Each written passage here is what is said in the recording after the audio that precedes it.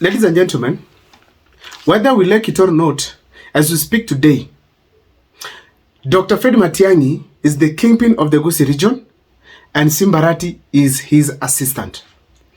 Now, it is well balanced, where we have Dr. Fred Matiangi from Nyamira County and Simbarati from Gusii County. That is okay with me, and I hope it is okay with everyone from the Gusii region. As the Gusii region, when we are fronting someone as a presidential candidate, we must be a good example to the rest of the country. What do I mean by this? When it comes to voting, we must register as voters. We must come out and vote. We must mobilize ourselves. When Matiangi calls for a meeting, we must turn out in large numbers. The same way we did when he was coming for the homecoming. So therefore, what we did was okay. And going forward, that is expected of us. That's the best way you can set the mood for Dr. Fred Matiangi to go for the presidency in this country. There is no one who is going to accept Matiangi if the Gusii community rejects him. People might support him, but if we say no to him, then that means very well that the rest of the country might have doubts on him. So the fact remains that we must be a good example to the rest of the country. Why am I doing this video today here? As we speak today, there's a group of people from the Gusii region embarrassing Dr. Fred Matiangi openly. And that is the Nyamira County leadership. Nyamira County leadership has let the Gusii community down, and it has let Dr. Fred Matiangi down. And to make matters more worse, they are at the center of the campaigns of Dr. Fred Matiangi. That is going to form the basis of this analysis here today. But before I take you through, ladies and gentlemen, please, if this is the first time you're watching my videos, kindly make sure that you subscribe, like, and comment, because that is the best support you can always give this channel. We have to be in concurrence that the common mwananchi is with Dr. Fred Matiangi. The common mwananchi is ready to do anything to support Dr. Fred Matiangi. But what are our leaders doing? As the common mwananchi sets a good example to the rest of the country, what is happening with the leadership of Nyamira County? For those who don't know about Nyamira County, let me take you through some simple things here about Nyamira County. Number one, Nyamira County is one of the most unique counties in the country because it is the only county that is led by Dr. Fred Matiangi's party, that is the UPA party that he formed back before 2022. Therefore, it's a party that has been existing for about 3 years right now, and it does not only produce the governor from there, but we have, of course, the member of county assemblies who are the majority from the same party, the UPA party. Another thing that we need to remember about this county, Nyamira County is the county where Dr. Fred Matiangi resides. He comes from Nyamira County at a place called Askim. Actually, it's about Kijauri. Let me say it's Borabu County. Borabu constituency. This is where he lives. This is where he lives.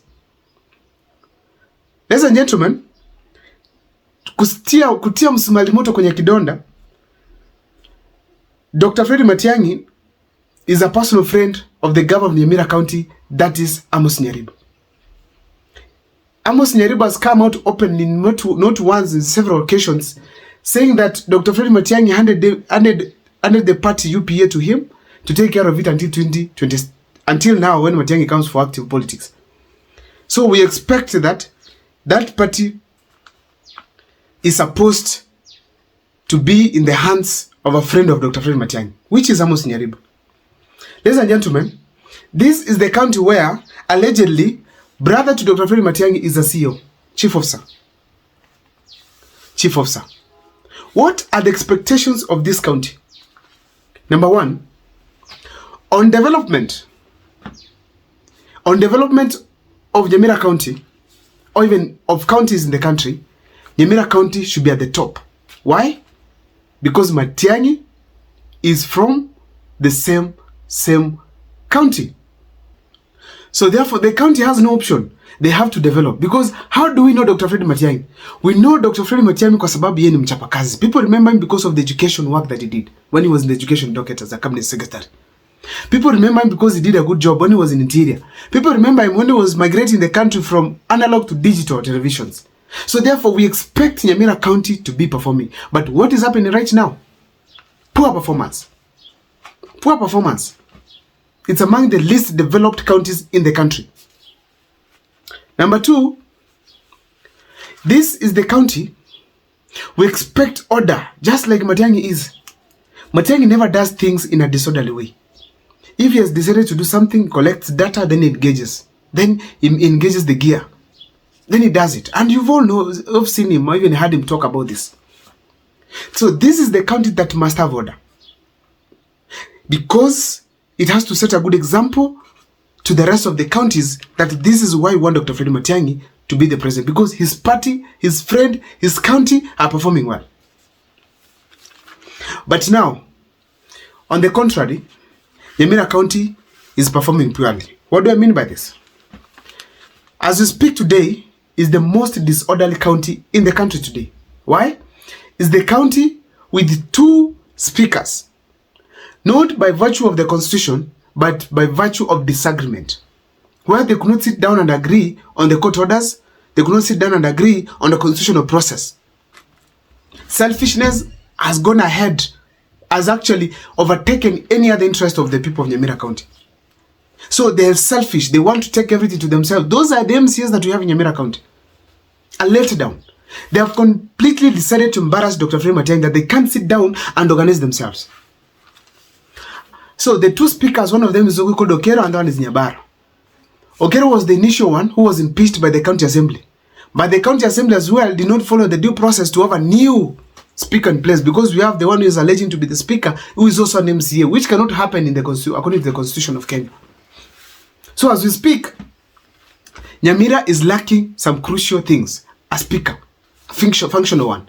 Instead, they have gone ahead to improvise a county assembly and now abandoned the other one. So the minority has a county assembly that it's operating with, that is in someone's house, while the official county assembly is being operated by the majority, but without a speaker. Simply because of a disagreement. Now, that kind of a state is not ideal for a presidential candidate. And I think now they have given Dr. Fred Matiangi a lot of work, because he has to calm down and settle the differences in Nyamira County first, which he should not be doing by now. By now he should be in other parts of the country campaigning, should be in the United States of America to resign. But now he has to calm down again and start organizing Nyamira County, which is a shame. Shame on you, the county leaders. Apart from that now, the poor development, basically, it has to be directed directly to the governor of Nyamira County. He has completely failed to direct the people of Nyamira. He has completely failed to bring on some tangible development projects for the people. And you realize that people are dormant and people are getting used to the idea that Nyamira will never develop. That is not the way. Nyamira is among the best residential counties we have in the country. It's among the most performing and most hardworking people in this country. It has the most educated, one of the most educated fellas in this country. And if it's given time and good leadership, it can do well. But now, our county is visionless. Our county is orderless. Our county, it looks like we are leaderless. We can't live that way. Therefore, it's a shame, and stop embarrassing Dr. Fred Matiangi.